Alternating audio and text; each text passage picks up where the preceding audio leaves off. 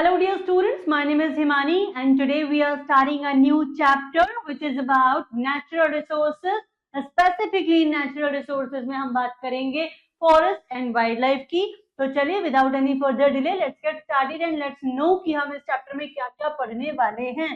तो बेटा इस चैप्टर के अंदर हम बात करेंगे about type of natural resources, ठीक है। तो natural resources के टाइप की हम यहाँ बात करने वाले हैं। इसके बाद हम फॉरेस्ट देखेंगे, इंडिया के अंदर कितने तरह के कौन कौन से फॉरेस्ट पाए जाते हैं, इंपॉर्टेंस ऑफ फॉरेस्ट देखेंगे, then wildlife in India and then will talk about the conservation of forest. इससे पहले यहाँ पर कुछ इजी एक्सरसाइज आपको दी गई है जिसमें आपको करेक्ट ऑप्शन को टिक करना है। तो फटाफट से इन क्वेश्चंस पे नजर घुमाइए और बताइए कि क्या आपको इनके आंसर आते हैं, क्योंकि medicine are produced by nature और मैन।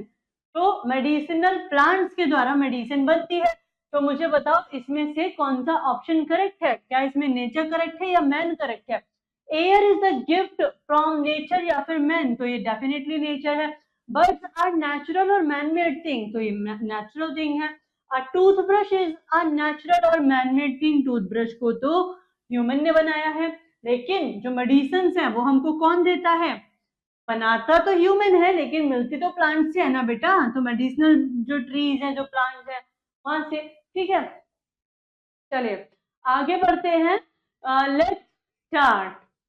रिसोर्स क्या होता है, देखो रिसोर्स वो चीज होती है जो हमको कहाँ से मिल रही है, नेचर से मिल रही है, ठीक है। नेचुरल रिसोर्स कह देते हैं उसको। लेकिन क्या हमारे पास केवल नेचुरल रिसोर्स ही होते हैं, नहीं, हमारे पास नेचुरल रिसोर्सेज तो होते हैं, नेचुरल रिसोर्सेज को यूज करके हम क्या कर सकते हैं, मैन मेड रिसोर्सेज भी तैयार कर सकते हैं। The plants that grow in the soil, ठीक है, the clay that we use to make pots. So these are some examples of natural resources. We depends on the natural resources for many things. हम natural resources पे बहुत सी चीजों के लिए depend करते हैं, जैसे कि फूड के लिए, वाटर के लिए, लैंड के लिए, मिनरल्स के लिए, बहुत सी चीजों के लिए, ठीक है। अब टाइप ऑफ नेचुरल रिसोर्सेज तो देखो दो तरह के होते हैं, ये रिन्यूएबल और नॉन रिन्यूएबल। नाम से ही पता चल रहा होगा कि जो रिन्यूएबल है उसको दोबारा से ग्रो किया जा सकता है, ठीक है। और they can be renewed after be used, इनको यूज करने के बाद में रिन्यू भी किया जा सकता है। And these natural resources do not get exhausted, ये एग्जॉस्ट नहीं होंगे, ठीक है।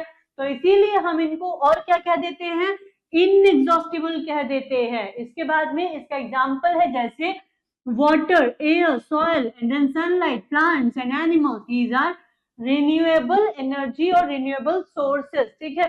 तो अब जब हमने देखा कि रिन्यूएबल रिसोर्सेज कौन से हैं, तो फटाफट से चलो अब देखते हैं नॉन रिन्यूएबल रिसोर्सेज कौन से हैं। नॉन रिन्यूएबल रिसोर्सेज यानी कि जिनको दोबारा से ग्रो करना किया नहीं जा सकता, और अगर ये दोबारा से आएंगे भी तो it will take a very long time to come back. For example, coal is non-renewable resource. Some other non-renewable resources are iron, copper and petroleum. All these resources are available in a limited quantity. तो ये सभी resources क्या है, limited quantity में available हैं। Once we use these resources, we cannot create any more of them, ठीक है। एक बार हमने इनको use कर लिया तो हम इनको क्या नहीं कर पाएंगे, आसानी से बना नहीं पाएंगे। And these resources are also called exhaustible resources, इनको क्या कहा जाता है, एग्जॉस्टिबल रिसोर्सेज भी कहा जाता है, क्योंकि एक बार ये एग्जॉस्ट हो गए तो इनको वापस आने में मिलियन ऑफ ईयर्स का टाइम लग जाएगा, यानी कि हमारी तो पता नहीं कितनी लाइफ निकल जाएंगी, ठीक है। तो हम एग्जॉस्टिबल रिसोर्स किसको कहते हैं, हम एग्जॉस्टिबल नॉन रिन्यूएबल को कहते हैं, और हम इनएग्जॉस्टिबल किसको कहते हैं, हम रिन्यूएबल रिसोर्सेज को इनएग्जॉस्टिबल कहते हैं, ठीक है। चलो आगे बढ़ते हैं और बात करेंगे इंडिया के अंदर फॉरेस्ट की, ठीक है। तो फॉरेस्ट देखो, आप देखोगे फॉरेस्ट होम है बहुत सारे स्पीशीज के लिए, ठीक है, क्या है, उनका घर है, जैसे एनिमल्स के लिए, बर्ड्स के लिए, प्लांट्स के लिए, ट्रीज के लिए, ठीक है। Ideally 1/3 of the total area of the country, ये आपको याद रखना है कि हमारे देश का कितना पार्ट जो है वो फॉरेस्ट से ढका हुआ है, तो हम कहेंगे 1/3 पार्ट जो है वो क्या है, कवर्ड है, किससे, फॉरेस्ट से। At present, only about 1/4 of India's total area is under forest. तो प्रेजेंटली इंडिया का केवल कितना, 1/4 एरिया जो है वो अंडर फॉरेस्ट आता है। The forest in India can be divided into 5 main types. अब इंडिया के अंदर जो फॉरेस्ट है उनको स्पेसिफिकली 5 मेन टाइप्स में हम क्या कर ले रहे हैं, कैटेगराइज कर लेते हैं। तो देखो फटाफट से देखना शुरू करते हैं। सबसे पहले हम बात करते हैं एवरग्रीन फॉरेस्ट की। तो इनके नाम से आपको बहुत कुछ समझ में आ रहा होगा। The forest are like these forest are also called as tropical forest. ये आपको एक इमेज दिखाई गई है, ये किसकी है? ये ट्रॉपिकल फॉरेस्ट की है, जिसको हम एवरग्रीन फॉरेस्ट कहते हैं। ठीक है, the evergreen forest occurs in area receiving heavy rainfall of more than 200 centimetres. तो यहाँ पे ठीक ठाक बारिश होती है, 200 सेंटीमीटर तक यहाँ बारिश आपको देखने के लिए मिल रही है। And that is the reason कि ये जो फॉरेस्ट है ये एवरग्रीन रहने वाले हैं, क्योंकि यहाँ पे क्या है, ट्रीज जो हैं वो क्या नहीं करते, ये अपनी लीव्स को शेड नहीं करते किसी भी सीजन में। ठीक है, and they also look green always. तो ये हमेशा कैसे दिखाई देते हैं? ग्रीन दिखाई देते हैं। तो they are called evergreen forest. इनको एवरग्रीन फॉरेस्ट कहा जाता है। More than half of the world plant and animals are found here. पूरे वर्ल्ड के आप देखोगे हाफ से भी ज्यादा जो एनिमल्स हैं और जो प्लांट्स हैं वो यहाँ पर आपको देखने के लिए मिल जाएंगे। These forests are found near the equator. I hope आपको ये तो पता होगा इक्वेटर क्या होती है। ये हमारी अर्थ है और ये है 0 डिग्री इक्वेटर, जो कि अर्थ को दो हेमिस्फीयर्स में डिवाइड कर देती है, नॉर्दर्न हेमिस्फीयर और सदर्न हेमिस्फीयर्स में। ठीक है, तो the forest are found in near the equator. Forest कहाँ मिलते हैं? इक्वेटर के पास में मिलते हैं। And trees grows very close together. ठीक है, तो यहाँ पे जो ट्रीज है वो बहुत ही क्लोज ग्रो करते हैं। Therefore, the forests are dense in the region. इस रीजन में फॉरेस्ट कैसे होंगे? डेंस होंगे, घने होंगे। देख रहे हो ये सारे ट्रीज पास पास लगे हुए हैं। अब आपको इसके बाद में अब से कुछ ही देर में आपको ऐसी जगह भी दिखेंगी जहां ट्रीज बहुत दूर दूर होंगे, लगभग ना के बराबर। The trees are tall and hardwood type and can reach a height of 60 meters or more. The leaves are broad and some of the trees found in evergreen forest of India are rosewood and then mahogany and ebony. The wood of these trees is used for making furniture. ठीक है, bamboos and reed are also common. यहाँ पे bamboo और reed जो है क्या है? Common है. And these are used to make roof, fences and paper. ठीक है, Now see, in India, evergreen forests are found in western slope. तो इंडिया के अंदर जब हम बात करते हैं बेटा, तो evergreen forest हमको कहाँ दिखते हैं? evergreen हमको forest दिखाई देंगे western slopes of western घाट। ठीक है, in states such as Kerala and Karnataka। ठीक है, केरला और कर्नाटका states के western slopes में हमको ये दिखाई देंगे। ठीक है, they are also found in northeastern hills of Jaintia and Khasi and Andaman and Nicobar islands. ठीक है, इसके बाद में हम बात करते हैं डेसिडियस फॉरेस्ट की। चलो, डेसिडियस फॉरेस्ट कौन से होते हैं? देखो, deciduous forest are also called monsoon forest. हम इनको क्या कहते हैं? मॉनसून फॉरेस्ट भी कहते हैं। And these form a major part of our forest. तो हमारे फॉरेस्ट का मेजर पार्ट जो है वो कौन सा है? डेसिडियस फॉरेस्ट है। ओके, इसके बाद में the trees in these forests shed their leaves in the dry season. हमने देखा था evergreen forest अपने trees जो है वो लीव नहीं करते हैं, लेकिन deciduous forest जो है वो अपनी leaves shed कर देते हैं। कब? dry season में। ठीक है, इसके बाद में the main trees of these forests are teak, साल and शीशम। main trees कौन कौन से हैं? teak, साल और शीशम है, bamboo है, sandalwood है। ठीक है, these are found in the following areas in India. अब ये जो डेसिडियस फॉरेस्ट है कहाँ मिलेंगे? The foothills of Himalayan mountains. ठीक है, इसके बाद में the wetter part of southern Deccan plateau and then we see them in the states of Andhra, Odisha and Bihar. I hope this is very much clear to you. अब हम बात करेंगे टाइडल फॉरेस्ट की। अब इन टाइडल फॉरेस्ट को हम मैंग्रोव फॉरेस्ट भी कहते हैं। कभी कभी आपको मैच द फॉलोइंग के कॉन्टेक्स्ट में भी क्वेश्चन मिल सकता है, जैसे मैंग्रोव फॉरेस्ट टाइडल फॉरेस्ट है। ठीक है, डेसिडियस फॉरेस्ट को हम मॉनसून फॉरेस्ट कहते हैं। इसके बाद हमने जब एवरग्रीन फॉरेस्ट पढ़े थे तो इनको हम ट्रॉपिकल फॉरेस्ट भी कहते थे। तो हो सकता है भाई आपकी टीचर क्या करे, आपकी टीचर एक तरफ लिख दे इनके ओरिजिनल नेम और दूसरी तरफ लिख दे इनके दी अदर नेम जिनसे हम इनको बुलाते हैं, है ना। तो हमको दोनों ही तरह से चीजों को याद रखना है। आगे बढ़ते हैं और देखते हैं जो टाइडल फॉरेस्ट है ये कहाँ पर पाए जाते हैं। Along the edges of delta of rivers, ठीक है. Such forests are flooded by sea water during high tide. तो यहाँ पे आपको क्या देखने के लिए मिलेगा, यहाँ आपको हाई टाइड के दौरान आपको फ्लडेड जो सी वाटर है वो देखने के लिए मिलेगा. Tidal forest protect the coast from erosion. जो टाइडल फॉरेस्ट है ये कोस्ट को किस चीज से, इरोजन से क्या करते हैं, प्रोटेक्ट करते हैं. इसके बाद में some of these forest are dense. तो कुछ जो टाइडल फॉरेस्ट होंगे वो कैसे होंगे, डेंस भी होंगे. ठीक है, चलिए बहुत बढ़िया. इंडिया के अंदर हम जब देखते हैं तो these forests are found in deltas of the river Ganga, Brahmaputra, Godavari, Mahanadi, etc. Sundarbans along the Ganga Brahmaputra delta is the largest tidal forest in the world. तो आ गया ना इंपॉर्टेंट क्वेश्चन, देखो फटाफट से. Which is the largest tidal forest in the world? तो हम कहेंगे सुंदरबंस है ना, Sundarbans along the Ganga Brahmaputra delta. It is the largest tidal forest in the world. Okay, आगे देखिए. The name Sundarban, Sundarban comes from Sundari, Sundari tree. ठीक है, and these are found in this area and the wood of Sundari tree is used for making board. तो सुंदरी tree की जो would है उसका use क्यों किया जाता है, बोर्ड्स बनाने में किया जाता है. The northern part of Andaman and Nicobar Island are also they also have the forest. ठीक है, अंडमान निकोबार आइलैंड के नॉर्थ पार्ट में आपको क्या देखने के लिए मिलता है, ये फॉरेस्ट देखने के लिए मिलते हैं. Now let's talk about thorny forest. तो थॉर्नी फॉरेस्ट देखो नाम से भी आपको बहुत सा आइडिया यहाँ पे लग रहा होगा, ध्यान से देखना. Thorny forest are also called shrub forest. ठीक है, तो ये जो फॉरेस्ट है ऑफ कोर्स यहाँ पे कैसे प्लांट्स एंड ट्रीज कैसे होंगे, थॉर्नी होंगे. And they are found in the area of less rainfall, जहां पे कम बारिश होगी.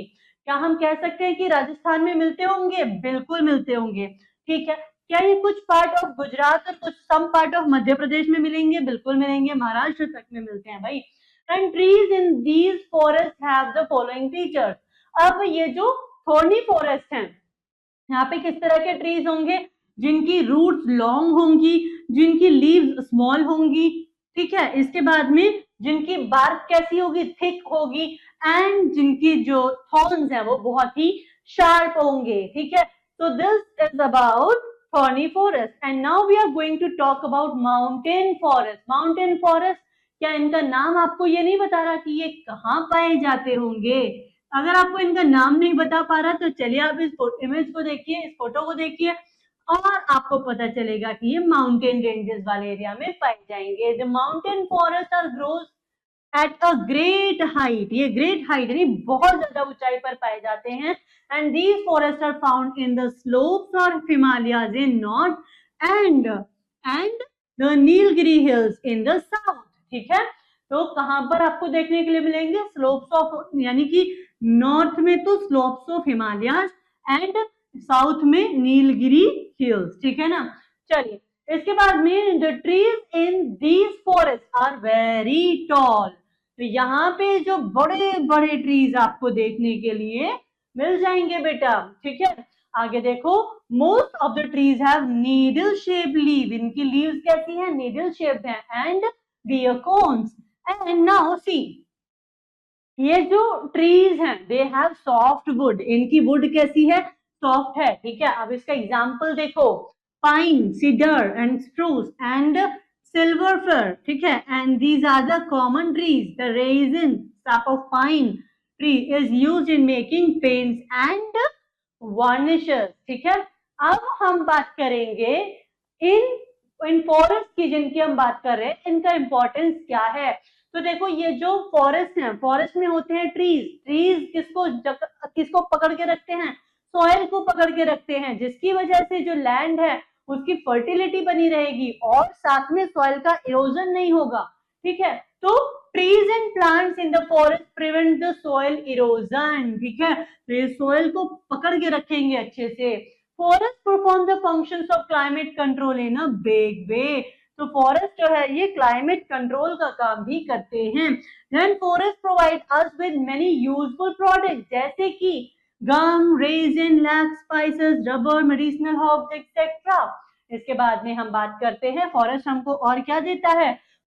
ओके फिर आप क्या देखते हैं, आप देखते हैं कि जो फॉरेस्ट है, फॉरेस्ट क्या करते हैं, शेल्टर प्रोवाइड कराते हैं बहुत सारे वाइल्ड एनिमल्स को, ठीक है। Then we talk about forest provide home and source of livelihood to many tribal people. ये ट्राइबल पीपल कौन होते हैं, ये ट्राइबल पीपल वही हैं जो जंगलों में रहते हैं, अपनी प्रिमिटिव लाइफ को क्या करते हैं, जीते हैं। और इनको किस तरह की, इनको लाइक जो मॉडर्न लाइफस्टाइल है लोगों का वो पसंद नहीं है, इनको अपने कल्चर में बाहरी लोगों का इंटरफेरेंस पसंद नहीं है। तो ये फॉरेस्ट उनके लिए क्या है, बिल्कुल होम है, ठीक है। Forest absorb much of the carbon dioxide in air and release oxygen, ठीक है। हमको ब्रीथ करने के लिए क्या चाहिए, ऑक्सीजन चाहिए। ये ऑक्सीजन हमको कौन दे रहा है, फॉरेस्ट दे रहे हैं। तो ना रहेंगे फॉरेस्ट, ना रहेगी ऑक्सीजन, और ना ही रहेंगे ह्यूमन बीइंग। इसीलिए फॉरेस्ट क्या है, हमारे लिए बिल्कुल इंपॉर्टेंट है, ठीक है। And they help to reduce the pollution of environment. Of course हमारे एनवायरमेंट में पोल्यूशन नहीं हो, तो ये भी लाइक इसमें कौन हेल्प करता है, फॉरेस्ट करते हैं। They provide us with valuable timber for different uses. अब ये क्या करते हैं, वैल्यूएबल टाइप ऑफ टिम्बर हमको प्रोवाइड करते हैं। फॉर एग्जांपल आप देखेंगे building materials and then furniture, railway, sleepers etcetera, ठीक है। इसके बाद में forest absorb moisture and help in rainfall. Forest जो है वो मॉइस्चर को एब्जॉर्ब करते हैं एंड क्या करते हैं, आपको लाइक रेनफॉल में हेल्प करते हैं। Then the government earn revenue from forest through the tourism, ठीक है। तो गवर्नमेंट को भी क्या मिलता है, ऑफ कोर्स पैसा मिल जाता है, किस चीज से, लाइक जब लोग यहाँ पे टूरिज्म को बढ़ावा देकर, ठीक है ना। चलिए, many people earn their livelihood from forest and their like through direct employment or through woodcraft, ठीक है। तो कई लोगों के लिए यहाँ पे क्या है, एम्प्लॉयमेंट अपॉर्चुनिटीज भी हैं, ठीक है। अब हम बात करेंगे वाइल्ड लाइफ इन इंडिया की।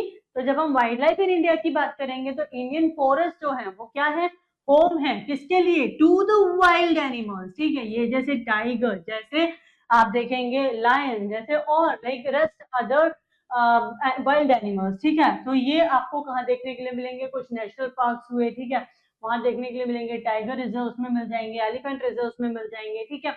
Elephants are found in the hilly area of Karnataka. तो कर्नाटका के हिली एरियाज में आपको कौन दिखाई देंगे, एलिफेंट्स मिल जाएंगे। केरला में भी दिख जाएंगे, ओडिशा में भी दिख जाएंगे, ठीक है। Lions live in rocky hills, lion live in rocky hills and forest of Gir in Gujarat. तो गिर कहाँ पर है, गुजरात में। टाइगर लिव इन सुंदरबन, ठीक है, and Brahmaputra valley. Cheetah are found in Deccan plateau. तो ये आपको मैच द फॉलोइंग के कॉन्टेक्स्ट में मिल सकते हैं, so make sure to learn them well, okay? चलो आगे देखते हैं। Government has set up many wild life sanctuaries. Government ने बहुत सारी वाइल्ड लाइफ सेंचुरीज जो है वो सेटअप की हैं, किस लिए, ताकि जो वाइल्ड एनिमल्स हैं इनको प्रोटेक्ट किया जा सके। Some of them are Ranthambore national park, ठीक है, कहाँ पर, and then Sariska tiger reserve, ठीक है। रणथंबोर एंड सरिस्का कहाँ पर, राजस्थान के अंदर। पेरियार टाइगर रिजर्व केरला में। Kaziranga rhino project and Manas national park Assam, and then Jim Corbett national park Uttarakhand, Gir forest national park in Gujarat, ठीक है।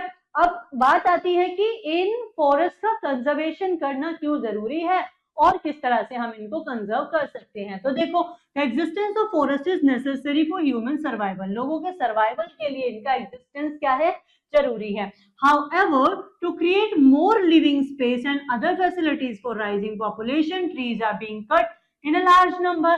लोग अपनी, देखो हमारे पास रिसोर्सेज कैसे हैं, रिसोर्सेज लिमिटेड हैं, लेकिन लोगों की जरूरतें क्या है, बढ़ती जा रही है, क्योंकि लोग बढ़ते जा रहे हैं, पॉपुलेशन बढ़ती जा रही है।